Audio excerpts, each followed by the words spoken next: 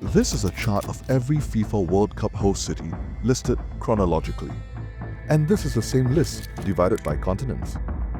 Europe dominates. South America follows. North America appears a handful of times, and Africa only appears once.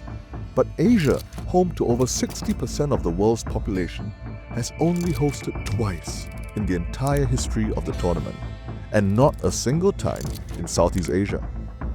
So why has one of the world's most football-obsessed regions never hosted the biggest football event on Earth?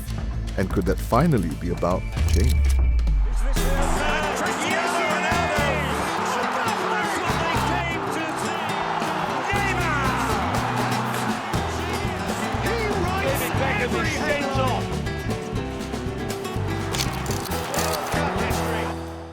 To understand this, we have to go back to the very beginning. In 1904, a group of officials in France formed FIFA and decided to start their own tournament.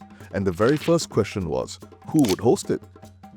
6 bids were placed, 5 were withdrawn, and Uruguay won the honor of hosting the very first World Cup.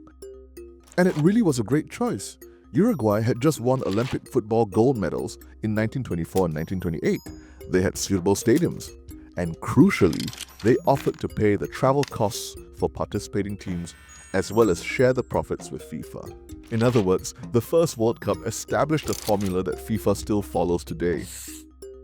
A successful host usually needs 3 things, and for much of the 20th century, many Asian countries didn't have the infrastructure, the finances, or the political clout to demand to host. So, for decades, the World Cup essentially rotated between football's 2 traditional power centers, with very little competition, until television changed everything. Football evolved into a lucrative global media event, with millions at stake. Everyone wanted a piece. FIFA likewise wanted to reach a more global audience. And as the World Cup evolved, so too Asia was transforming. With 4.8 billion people and a rising middle class with money to spare, Asia finally got to host the World Cup in 2002. But boy was it controversial. The 2002 World Cup became the first tournament to be co-hosted. Yet behind this historic milestone was an unruly political reality. For years, Japan had been laying the groundwork to host Asia's first World Cup. Because we prepared more than 5 years now, so we are now confident. But with geopolitical tensions being what they are, South Korea also threw its hat into the ring, and an intense bidding war ensued. FIFA suddenly found itself facing a difficult choice. But instead of choosing a winner, they decided to award the tournament to both countries instead. And it created years of logistical and political complications. And when the dust settled, FIFA's takeaway wasn't about taking accountability for a poor call. Instead, they labeled co-hosting a disaster that they never wanted to deal with again. Asia wouldn't see another World Cup until Qatar! And that tournament generated controversy on an entirely different scale. The only 2 Asian World Cups have shown that hosting football's biggest event has become one of the most expensive, ambitious, and controversial projects a country can undertake.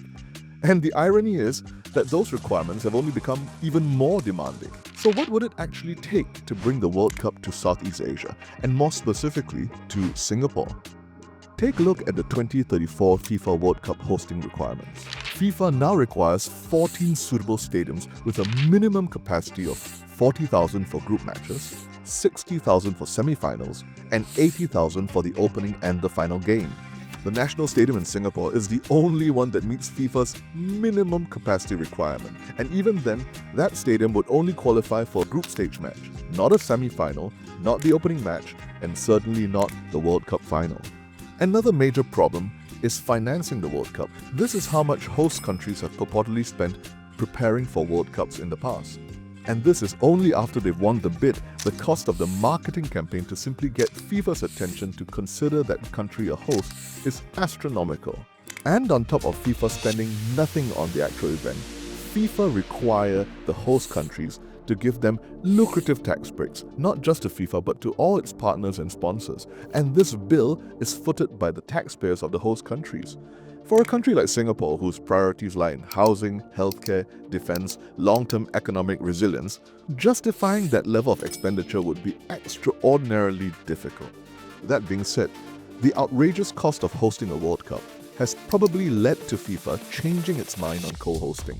Because once you stop asking whether Singapore can host a World Cup alone and start asking whether Singapore can host it with its neighbors, then the conversation changes dramatically. Singapore brings the logistical capabilities and international connections. Malaysia and Indonesia bring larger stadiums and more massive football fan bases. Thailand has major tourism infrastructure. With an ASEAN co-hosted bid like this, there's potential. And even some of the most common criticisms today have been answered by World Cups in the past. There's one question that no amount of infrastructure can solve. If a Singapore, Malaysia, Indonesia and Thailand joint bid was successful, then all 4 countries would qualify automatically. But none of these countries are currently among the world's footballing elite.